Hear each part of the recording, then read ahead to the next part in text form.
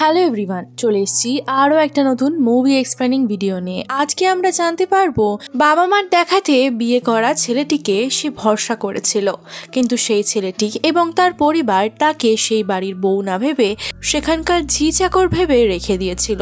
তার জীবনের শুধুমাত্র রান্না করা আর তাদের সেবা করাই উদ্দেশ্য ছিল। তার জীবনের সব খুশি তারা কেড়ে নিয়েছিল। দিনের পর দিন অত্যাচার সহ্য না করতে পেরে মেয়েটি তার স্বামী এবং তার শ্বশুর বাড়ির লোকেদের কাছ থেকে কিভাবে মুক্তি পাবে সেই নিয়েই আজকের এই গল্পটি। তো চলো বেশি দেরি না করে তাড়াতাড়ি শুরু করা যাক। আজ আমি এক্সপ্লেন করতে চলেছি মিসেস মুভিটাকে, কিন্তু তার আগে ভিডিওটিকে একটি লাইক করে চ্যানেলটিকে সাবস্ক্রাইব করে দিও, যাতে করে এরকম ধরনের এক্সপ্লেনেশন তোমরা সবার আগে দেখতে পারো। মুভির শুরুতেই আমরা রিচা নামের একটি মেয়েকে দেখতে পাই, যার ডান্সিং এর অনেক শখ ছিল। সে ডান্স করত এবং ভিডিও ছাড়তো। তার এটা নিয়ে কেরিয়ার বানানোরও ইচ্ছে ছিল। আর এদিকে রিচার ঘরের লোকেরা তার বিয়ে দিয়ে দিতে চায়। তার জন্য রিচাকে দেখার জন্য একটা সম্বন্ধ আসে। সেখানে সেই ছেলেটির নাম হলো দিবাকর। আর এখানে রিচা আর দিবাকর ভালোই কথা বলছিল। রিচার দিবাকরের নেচারটা বেশ ভালো লাগে। আর এখানে আমরা জানতে পারি দিবাকর একজন গাইনেক ডক্টর ছিল। আর কথাবার্তা বলার পরে রিচার দিবাকরকে ভালোই লাগে, আর তার জন্য সে বিয়ের জন্য হ্যাঁ বলে দেয়। দেখতেই দেখতে তাদের বিয়েও হয়ে যায়। তারপরে রিচা যখন আস্তে আস্তে বিয়ের পরে নিজেকে অ্যাডজাস্ট করার চেষ্টা করছিল, তখন সে দিনের পর দিন দেখতে পায় তার শাশুড়ি নিজের হাতেই সবটা সামলাতো। তার শাশুড়ি সব রান্না একা করতো, সব কাজ একা করতো। এমনকি তাদের বাড়িতে মিক্সারও ইউজ করা যাবে না, কারণ রিচার শ্বশুর মনে করতো যে চাটনিগুলোকে শিলনোড়াতে বেটে বানানো হয় সেগুলোর স্বাদ অনেক অন্যরকম হয়, সেগুলো খেতে সুস্বাদু হয়, কিন্তু মিক্সিতে বানালে সেটার স্বাদ একেবারে নষ্ট হয়ে যায়। আর সেই জন্যই তিনি বলে দিয়েছিলেন তার বাড়িতে মিক্সি করে রান্না হবে না। তারপরে আমরা দেখতে পাই রিচার আজকে ফুল সজ্জাচ্ছিল, যার জন্য সে খুবই খুশি এবং এক্সাইটেড ছিল। দিবাকরও তখন তার কাছে চলে আসে, কিন্তু সে রিচাকে কোনোভাবে ভালোবাসে আদর করে তাকে মানিয়ে গুছিয়ে কাছে টেনে নেয় না। সে সোজাসুজি তার উপরে ঝাঁপিয়ে পড়ে। এই কথাতে রিচার একটু খারাপ লাগলেও তবে সে কোনো কথা বলে না। পরের দিন রিচা নিজের শাশুড়িকে হেল্প করার জন্য কিচেনে চলে যায়। তখন সে দেখতে পায় তার শাশুড়ি ঘরের সমস্ত কাজ নিজের হাতে একাই করছে। তাদের বাড়িতে মেড ছিল, তবে মেড যদি লেট হয়ে যায় তার জন্যই সে নিজেই সব কাজ আগে আগে করে নিত। আর তার সঙ্গে সঙ্গে আমরা এটাও দেখতে পাই রিচার শ্বশুর এবং রিচার হাজবেন্ডের নিজের কাজ নিজে করার একদমই অভ্যাস ছিল না। তাদের মুখের কাছে সবকিছু একেবারে এনে দিতে হতো। রিচা যখন তার শাশুড়ির হেল্প করছিল কিচেনের মধ্যে, তখনই তার বর তাকে ডেকে পাঠায়। আর তারপরে সে যখন তার বরের কাছে যায়, তখন সে দেখতে পায় তার বর স্নান করে বেরিয়েছে। তাকে বলছে জামা কাপড়টা আলমারি থেকে বার করে দিতে। আর এটা দেখে তো রিচা খুবই শকড হয়ে যায়, কারণ সামান্য একটা জামা কাপড় সে নিজে আলমারি থেকে বার করে নিতে পারছে না, সেটাও তার মুখের কাছে তুলে দিতে হবে তাকে। যদিও বা রিচা এই কথার কোনোই উত্তর দেয় না। সে জামা কাপড় বার করে তাড়াতাড়ি করে কিচেনে চলে যায়। তারপরে রিচা আবারও তার শাশুড়ির হেল্প করতে থাকে কিচেনের মধ্যে। তারপরে রিচা যখন একটা রুটি নিয়ে তার শ্বশুরকে দেয়, সে তখন সেই রুটিটা নিতে মানা করে দেয়, কারণ তাদের সবকিছু গরম গরম দরকার ছিল। যার কারণে আবারও রিচাকে গিয়ে গরম গরম রুটি বানিয়ে যেগুলো ফুলবে সেগুলোই তার শ্বশুরকে দিতে হবে। এটা দেখার পরে রিচা খুবই শকড হয়ে গিয়েছিল, কারণ যখন ব্রেকফাস্টের টাইম আসতো তখন তার শ্বশুর এবং তার স্বামী নাস্তা করত, কিন্তু তার শাশুড়ি আর সে কিছুই করতো না। তারা দুজনে খালি সার্ভ করে যেত। তার শ্বশুর এবং তার বর চলে যাওয়ার পরে তারা দুজন মিলে খাবার খেত। রিচার এই ব্যাপারটাও খুবই অদ্ভুত লাগে। তার সঙ্গে সঙ্গে তাদের বাড়ির কাজের লোকটিও বেশ কিছুদিন ধরে কাজে আসছিল না, যার কারণে ঘরের সমস্ত কাজ তাদেরকেই করতে হচ্ছিল। বাসন মাজা থেকে শুরু করে ঘর মোছা অবধি তারা নিজেরাই করছিল। আর তাদের বাড়িতে ডিশওয়াশার ইউজ করাও একদমই অ্যালাউড ছিল না, সবই তাদেরকে নিজেদেরকে করতে হবে, একদমই পুরনো আমলের মতো। রিচার এইসব কাজ করা একদমই পছন্দ ছিল না, তবে তার সত্ত্বেও সে অ্যাডজাস্ট করে এই সব কাজ মুখ বুঝে সহ্য করে করছিল। তারপরে আমরা দেখতে পাই রিচার শাশুড়ির কাছে তার মেয়ের ফোন আসে। সে তাকে জানায় যে আমি প্রেগনেন্ট রয়েছি মা, তুমি কিছুদিনের জন্য আমার কাছে এসে থেকে যাবে। এটা শোনার পরে রিচা তখন তার শাশুড়িকে বলে যে আপনি বরং আপনার মেয়ের কাছে কিছুদিন ঘুরেই আসুন। এটা শোনার পরে রিচার শাশুড়িও তার মেয়ের কাছে যাওয়ার জন্য অনেক খাবার বানায়, আর সেটা নিয়ে সে নিজের মেয়ের কাছে চলে যায়। কিন্তু পরের দিন থেকে শাশুড়ি চলে যাওয়ার কারণে সব দায়িত্ব এসে পড়ে তার উপরে। পরের দিন রিচা অনেক তাড়াতাড়ি ঘুম থেকে ওঠে আর তাড়াতাড়ি করে ব্রেকফাস্টের জন্য সবকিছু তৈরি করতে শুরু শুরু করে দেয় একা হাতেই। কিন্তু রিচা তো মিক্সিতে কাজ করত, সে তো শিলনোড়া ব্যবহারই করতে জানতো না, যার কারণে সে কিছুতেই শিলনোড়াতে কাজ করতে পারছিল না। এমনকি কাজ করতে গিয়ে তার হাতে শিলনোড়া চেপে যায়, যার কারণে সে আজকে শিলনোড়াতে চাটনি না বানিয়ে মিক্সিতে চাটনি বানায়। যখন তার শ্বশুর এটা জানতে পারে যে বৌমা আজকে মিক্সিতে চাটনি বানিয়েছে, সে তখন সেই চাটনিটাকে খায় না।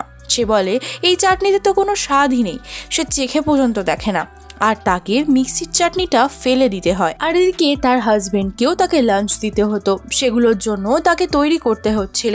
আর সে বিরিয়ানি বানাতে বলেছিল, যার কারণে বিরিয়ানিটাকে রিচা কুকারে বানায়। আর যখন সে তার শ্বশুরকে সেটা খেতে দেয়, তখন তার শ্বশুর বলে এটা কোনো বিরিয়ানি নাকি, এভাবে বানানো হয় নাকি। তার শ্বশুর আসলে সবকিছুতে পারফেকশন খুঁজতো, তার এভাবে একদমই পছন্দ হয়নি, যার কারণে সে রিচাকে বলে পুরো ট্রেডিশনাল মেনটেন করে বিরিয়ানি বানাতে।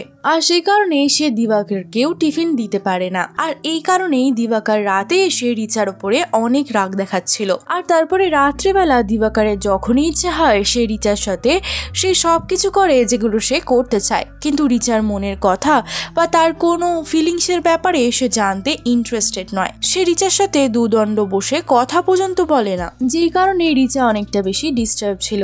আর এরপর আমরা দেখতে পাই রিচার শ্বশুর রিচাকে যেভাবে বিরিয়ানি বানাতে বলেছিল সে ঠিক সেইভাবেই বিরিয়ানিটা বানিয়েছিল। তবে রিচার শ্বশুরকে খেতে দেওয়াতে রিচার শ্বশুর শুধু বলে যে এই বিরিয়ানিতে টেস্ট নেই, নুন কম, এইসব বলে তাকে অপমান করতে থাকে। আর সে কারণে তার হাজবেন্ড আর তার শ্বশুর সেই বিরিয়ানিটাকে খায়ও না। আর রাত্রে তাকে আবারও অন্যরকম রান্না করার জন্য ফরমাইশ করে দেয়। আর যেটা শোনার পরে রিচার খুব খারাপ লাগে। আর তারপরের দিনই রিচার পিরিয়ড স্টার্ট হয়ে যায়, যেটা তার বর জানতে পেরে যায়। যখন রিচার বর জানতে পারে তার পিরিয়ড স্টার্ট হয়ে গিয়েছে, তখনই সে তাকে বলে যে আজকে থেকে সে যেন কিচেনে না ঢোকে, পিরিয়ড শেষ হওয়ার পরেই সে কিচেনে গিয়ে রান্না বান্না করুক, ততদিনের জন্য সবকিছু মেয়েডি করে নেবে। তারপরে রিচা নিজের রুমে আরাম করছিল, আর সে এতদিন পরে একটু টাইম পেয়েছে বলে নিজের ডান্স ভিডিওগুলোকেও দেখছিল বসে বসে। কিছু টাইম পরে ঘরে মেয়েটা চলে আসে এবং সে সব কাজ করছিল। তখন রিচা তাকে জিজ্ঞাসা করে যে এখানে বাকি মেয়েগুলো কেন আসে না। তখন সেই মেয়েটি বলে রিচার শ্বশুরটা একটু পাগল মতন, ওনার সব কিছুতে খুঁতখুঁতানি, যার জন্য এখানে কোনো কাজের লোক টিকতে চায় না। রিচা তখন বলে যে আমি এইসব কথাতে একদমই মানি না, আর যেহেতু পিরিয়ডস এর কারণে সে একটু রেস্ট করতে পারছে, তার আজকে ভালোই লাগছিল। আর ডান্স ভিডিও দেখতে দেখতে রিচার মাথায় একটা আইডিয়া আসে। সে ডিসাইড করে সে একটা ডান্স স্কুল খুলবে, যেখানে সে সবাইকে ডান্স শেখাবে। আর তার তো এই কেরিয়ারের প্রতি ভীষণই ভালোবাসা ছিল।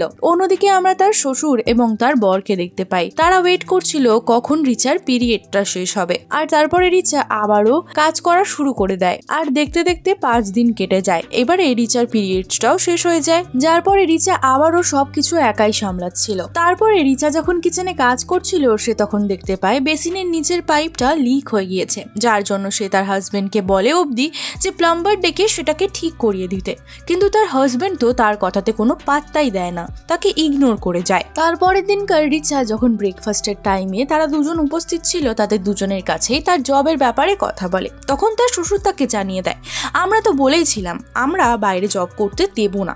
এই কথাটা শোনার পরে রিচার তো পুরো মাথায় গরম হয়ে যায়, কিন্তু সে কোনো কথা বলে না তাদেরকে। সে বলে আমার ইন্টারভিউ রয়েছে, সেটাতে আমি যেতে চাই।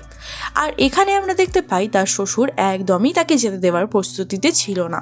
আসলে তাদের বলার কথা এটাই ছিল যে রিচা তো খুব তাড়াতাড়ি প্রেগনেন্ট হয়ে যাবে, তার এখন জবে ঢোকার কি দরকার। যদি সে এখন জবে ঢোকে, তারপর হঠাৎ করে তাকে আবার জবটা ছেড়ে দিতে হবে, আর প্রেগনেন্ট হওয়ার পরে তো তাকে বাড়িতেই থাকতে হবে, কারণ বাচ্চার খেয়াল তো তাকে রাখতেই হবে, তাই না। আর তার সঙ্গে সঙ্গে রিচার শ্বশুর রিচাকে বলে যে সে যেন ওয়াশিং মেশিনে কাপড়গুলোকে না ধোয়, সে নিজের হাত দিয়ে সেই কাপড়গুলোকে ধোয়, কারণ ওয়াশিং মেশিনে কাপড় ধুলে সেগুলো থেকে ময়লা যেতে চায় না, হাত দিয়ে ঘষে ঘষে ধুলেই সেগুলো থেকে ময়লা যায়। এটা শোনার পরে রিচার অনেক রাগ তো ওঠে, কিন্তু কেউ কিচ্ছু বলতে পারে না। তারপরে রিচা বেলার সময় সে তার শ্বশুরের কাছে রিকোয়েস্ট করে যে সে যেন তাকে ইন্টারভিউ দিতে যেতে দেয়, কিন্তু তার শ্বশুর তো তাকে ইন্টারভিউ দিতে যেতে দেবে না, আর তার শ্বশুর তাকে মানা করে দেয়, যার কারণে রিচা ইন্টারভিউ দিতে যেতে পারে না। রিচা আজকে ভীষণ আপসেট ছিল, তবে তার বর সে সবকিছু না দেখে তার সঙ্গে আবারও শারীরিক সম্পর্ক বানানোর চেষ্টা করছিল, যেটা দেখে রিচার ভীষণ রাগ হয়। আর সে দিবাকরকে জিজ্ঞাসা করে সে তার সাথে কোনো রোম্যান্স করে না, শুধু এইসব করে যায়, সে তার ফিলিংস এর ব্যাপারেও চেষ্টা করে না জানার, তার মন কেমন আছে সে তার সাথে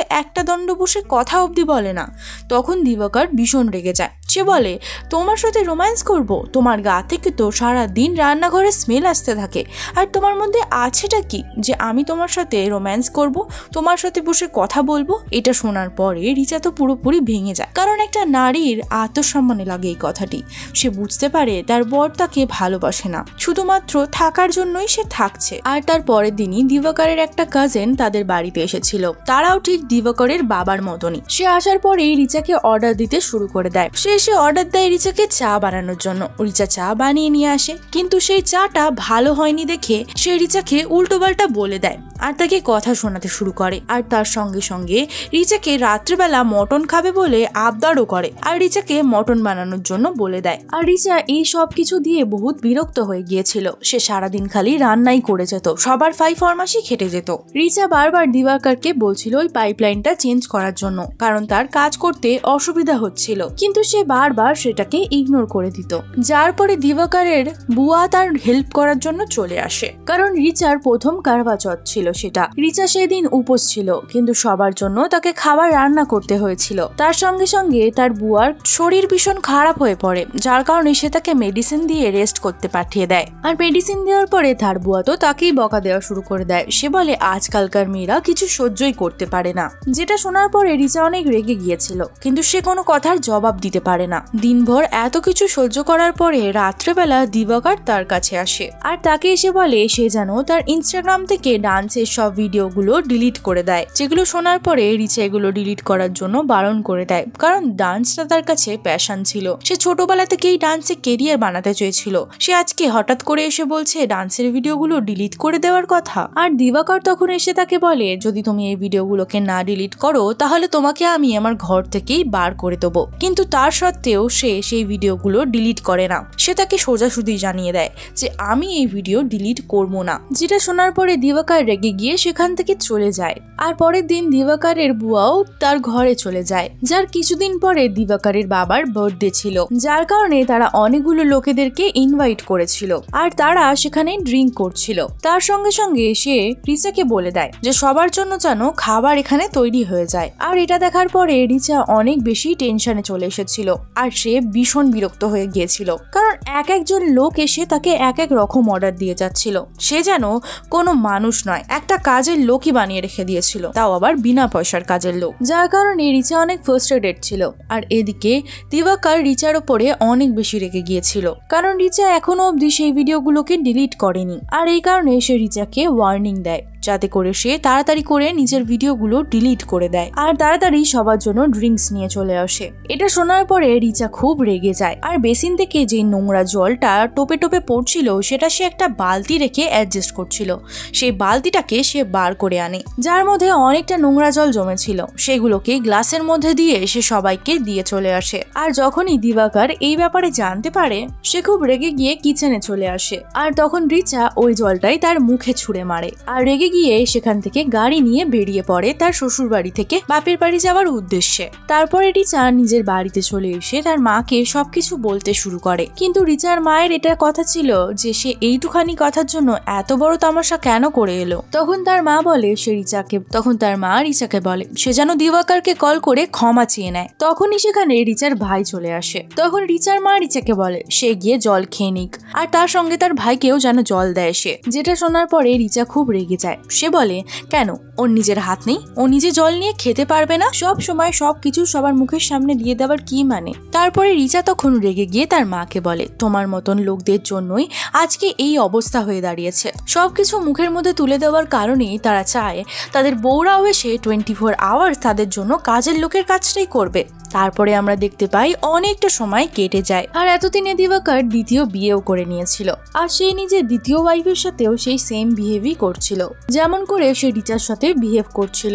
আর এটার মানে এটাই দিবাকরের একটা ওয়াইফ নয়, তার একটা কাজের লোকই দরকার ছিল যে কিনা তার ঘরের সমস্ত কাজ করে দেবে আর তার মন মর্জি মতন তার কথায় উঠবে বসবে। আর আমরা অন্যদিকে রিচাকে দেখতে পাই সে নিজের ডান্স গ্রুপ আবারও শুরু করে আর নতুন করে নিজের লাইফটাকে শুরু করে সে, যেই কারণে রিচা অনেক বেশি খুশি ছিল, কারণ সে ছোট্টবেলা থেকে এই কাজটাই করতে চেয়েছিল, কারণ সে ফাইনালি সেটা করছিল যেটাতে সে খুশি পেত। আর এর সাথে সাথেই এই মুভিটা এখানে এন্ড হয়ে যায়। তো বন্ধুরা, তোমাদের এই মুভি এক্সপ্লেনেশনটি কেমন লেগেছে আমাকে কিন্তু কমেন্ট সেকশনে জানাতে একদম ভুলো না। যদি তোমার এই ভিডিওটা ভালো লেগে থাকে ভিডিওটিকে একটি লাইক করে চ্যানেলটিকে সাবস্ক্রাইব করে নিও, আর তারই সঙ্গে বেল আইকনটা ক্লিক করে দিও। আর এরই সাথে সাথে যদি তোমরা মুভি এক্সপ্লেনেশন দেখতে ভালোবেসে থাকো তাহলে আমার চ্যানেলটাকে একবার ভিজিট করে দেখতে পারো। আশা করি তোমাদের ভালো লাগবে। দেখা করছি আরও একটি নতুন মুভি এক্সপ্লেনিং ভিডিও নিয়ে কালকে। ততক্ষণের জন্য ভালো থেকো, সুস্থ থেকো।